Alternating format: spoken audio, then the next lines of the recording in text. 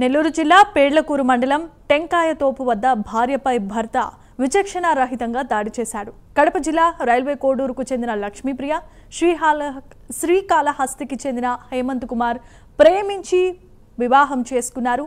పుట్టింటి నుంచి కట్నం తేవాలని భర్త హేమంత్ కొన్నేళ్లుగా తనని వేధింపులకు గురిచేస్తున్నాడని భార్య లక్ష్మీప్రియ ఆవేదన వ్యక్తం చేసింది.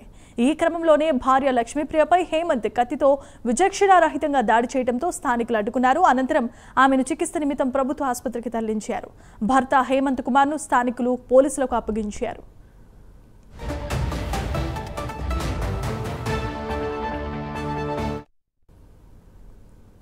రైట్గా వరకట్న వేధింపులతో భార్యపై విచక్షణారహితంగా భర్త చేసిన ఘటన నెల్లూరు జిల్లా పెళ్లకూరులో చోటు చేసుకుంది. ఇదే అంశానికి సంబంధించి మరిన్ని అప్డేట్స్ అందించడానికి నెల్లూరు నుంచి మా కరెస్పాండెంట్ నరేష్ సిద్ధంగా ఉన్నారు.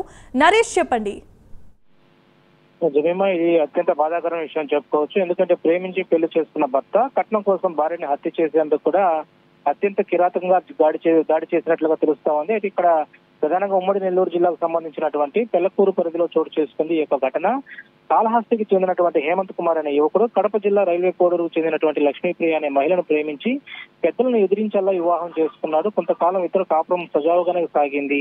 అయితే ఇక్కడ ప్రధానంగా సీన్ కట్ చేస్తే ఇటీవల కొంతకాలంగా హేమంత్ కుమార్ ప్రవర్తనలో మార్పు వచ్చినట్టుగా తెలుస్తా ఉంది.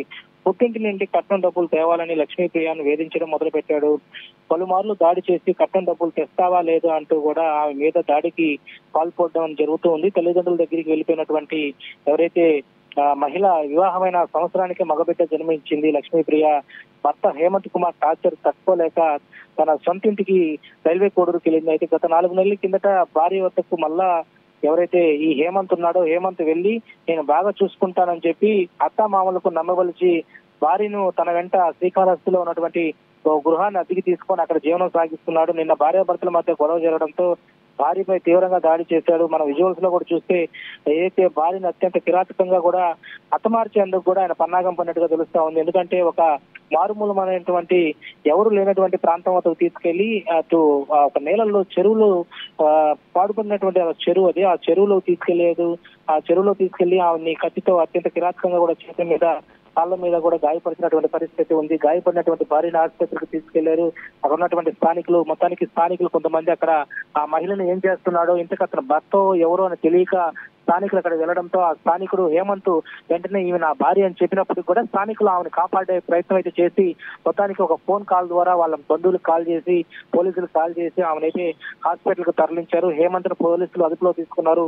ప్రేమించి పెళ్లి చేసుకున్నప్పుడు ఇలాంటి ఏదైతే అత్యాచారానికి పాల్పడడం అనేది చాలా బాధాకరం అని చెప్పి ఒకవైపు పోలీసులు కౌన్సిలింగ్ ఇస్తున్నారు. ఏదేమైనా కూడా నమ్మించి పెళ్లి చేసుకున్నటువంటి భర్త ఈ రోజు కలచేర్చేందుకు కూడా సిద్ధమయ్యాడంటే ఇటు పూర్తి స్థాయిలో వాళ్ళ తల్లిదండ్రుల లోపమా లేకపోతే ఈ వివాహాలు చేసుకోవడం వల్ల ఇలాంటి గతి పడుతుందా అనేది మాత్రం ప్రస్తుతం ఒక సిటిజన్స్ లో ఎందుకు కూడా మార్పు చేస్తుంది. మొత్తానికి అయితే ప్రేమించి పెళ్లి చేసుకున్న వ్యక్తి ఈ రోజు అత్యంత కిరాతకంగా ఆమెను పొడిచినట్టు వైనం ఈ రోజు చాలా మంది కూడా ప్రజా సంఘాలు ఏంటి మహిళా సంఘాలు కూడా ఆవేదన చెందుతున్న పరిస్థితి కనబడతా ఉంది. Right, thanks for the updates and details Naresh.